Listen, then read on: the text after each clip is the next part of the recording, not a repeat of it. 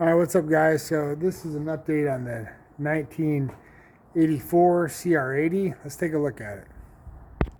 So I purchased this, maybe like 2 weeks ago.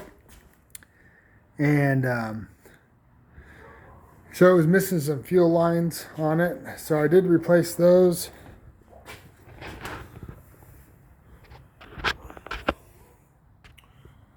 Right here. But the problem is, I put fuel in it, opened this up,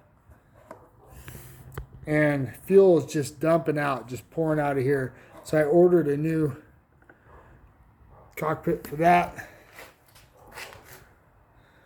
Or petcock, cockpit. Petcock, I mean.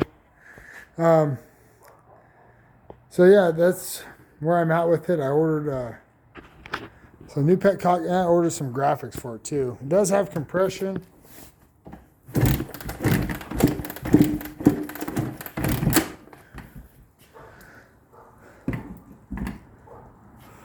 But yeah, this thing's going to take a little extra finesse.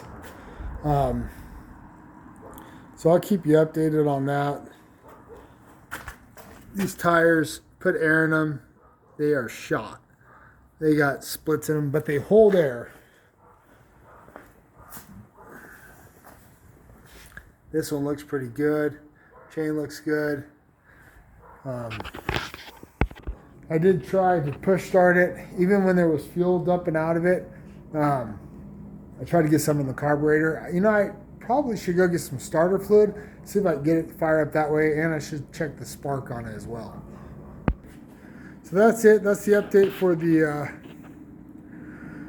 1984 CR250. Next will be, I'll clean it up and fix that petcock and go from there. Thanks for watching. As always, God bless.